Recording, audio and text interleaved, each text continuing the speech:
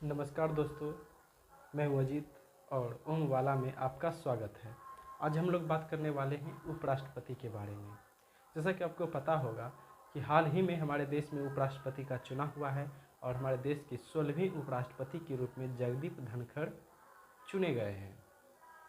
तो आज हम लोग बात करने वाले हैं कि उपराष्ट्रपति का चुनाव कैसे होता है और इसमें कौन कौन भाग लेते हैं और इसकी शक्ति क्या है और इनको क्या क्या सुविधाएं प्रदान की जाती है, ये सभी बातें इस वीडियो में करेंगे।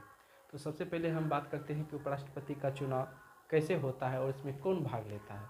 उपराष्ट्रपति का चुनाव जो है अप्रत्यक्ष विधि से चुना जाता है। जिस प्रकार हम जैसे सांसद और विधायक को चुनते हैं तो वे प्रत्यक्ष विधि होती है, और अगर हमारे द्वारा चुने गए प्रतिनिधि किसी तीसरे सदस्य को चुने या प्रतिनिधि को चुने तो वे कहा जाता है अप्रत्यक्ष विधि।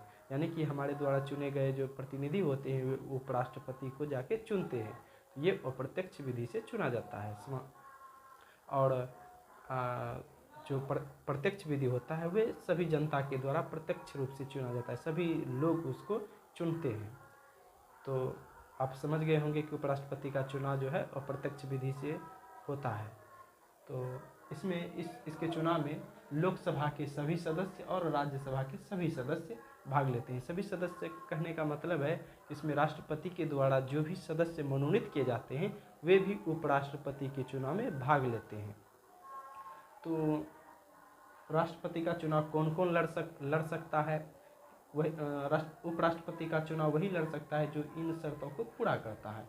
यानी कि राष्ट्रपति का चुनाव लड़ने के लिए उनके पास भारत की नागरिकता होनी चाहिए और उन्हें 35 वर्ष का आयु पार कर जाना चाहिए। यानी कि उनका आयु 35 वर्ष होना चाहिए और वे राज्यसभा के सदस्य बनने योग्य होना चाहिए और उन्हें किसी भी लाभ के पद पर नहीं होना चाहिए। तभी जो है वे उपराष्ट्रपति के चुनाव में भाग ले सकते हैं या उपराष्ट्रपति का चुनाव लड़ सकता है। उपराष्ट्रपति का चुनाव लड़ने के लिए उन्हें 20 प्रस्तावक और 20 अनुमोदक होने चाहिए होती है जो उनका होता है। और उपराष्ट्रपति को जो है एक जमानत के रूप में भारतीय रिजर्व बैंक में 15,000 रुपये जमा करना पड़ता है। उसके बाद उनके उपराष्ट्रपति की शक्ति जो है, हमारे देश के उपराष्ट्रपति जो है राज्यसभा के सभापति के रूप में कार्य करते हैं और वे दूसरा होता है कार्यवाहक राष्ट्रपति के रूप में। कार्यवाहक राष्ट्रपति के रूप में वे तब कार्य करते हैं जब किसी कारणवश राष्ट्रपति के पद खाली हो जाते हैं। राष्ट्रपति का पद जब खाली हो जाता है तो वे 6 महीने के लिए राष्ट्रपति के कार्यवाहक के रूप में कार्य करते हैं। उसके बाद हम बात करेंगे कि राष्ट्रपति का महाभियोग जो होता है, राष्ट्रपति को कैसे हटाया जा सकता है। जैसा कि आपको पता है कि उपराष्ट्रपति जो है राज्यसभा के सभापति होते हैं, तो इसलिए सबसे पहले जो है राज्यसभा में ही इसका प्रस्ताव लाया जाता है उपराष्ट्रपति को हटाने के लिए। राज्यसभा में 2/3 बहुमत से ये प्रस्ताव पारित किया जाता है। उसके बाद उसे लोकसभा में भेज दिया जाता है। लोकसभा में ये सामान्य बहुमत से ही प्रस्ताव पारित हो जाती है, तो भी इसे पारित समझ लिया जाता है। यानी कि राज्यसभा में जो है वो 2/3 बहुमत होना अनिवार्य है और लोकसभा में ये सामान्य बहुमत से भी पारित हो जाता है। ये प्रस्ताव लाने के लिए 14 दिन जो है सदस्यों को पहले नोटिस दिया जाता है। उसके बाद जो है ये प्रस्ताव लिया जाता है। फिर उसका कार्यकाल जो होता है 5 वर्ष के लिए होता है। इस बीच अगर चाहे कि उपराष्ट्रपति की वो काम करने में असमर्थ है या उन्हें काम नहीं करना है तो वे कभी भी त्यागपत्र जो है राष्ट्रपति को सौंप सकते हैं। उसका वेतन जो है 2018 से पहले उनका वेतन 1.25 लाख रुपया था।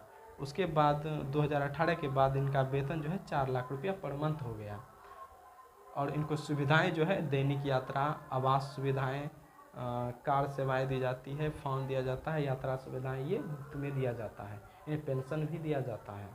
जैसा कि आपको पता होगा कि हमारे देश में उपराष्ट्रपति को जो है अमेरिका के उपराष्ट्रपति के तर्ज पर स्वीकार किया गया है। जिस प्रकार अमेरिका के उपराष्ट्रपति वहाँ के उच्च सदन के सभापति या अध्यक्ष होते हैं, उसी प्रकार हमारे देश के उपराष्ट्रपति राज्यसभा या उच्च सदन के सभापति या अध्यक्ष होते हैं।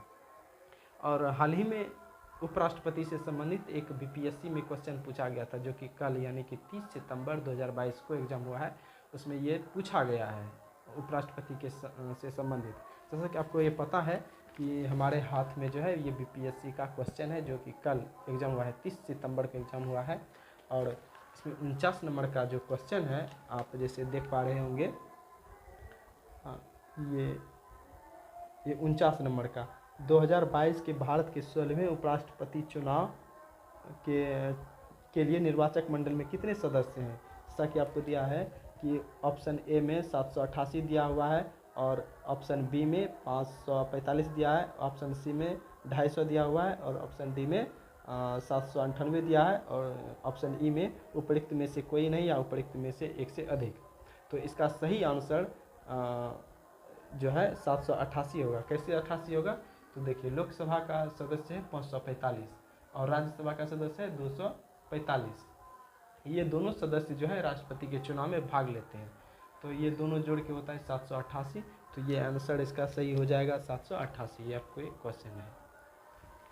तो मैं उम्मीद करता हूँ कि ये वीडियो आपको पसंद आई होगी, और अगर पसंद आया है तो एक लाइक कर दीजिए, और हमारे चैनल ओम वाला को सब्सक्राइब कर दीजिए और बेल आइकन को भी दबा दीजिए, ताकि हमारे आने वाले सभी वीडियो का नोटिफिकेशन आप तक पहुँचे। नमस्कार।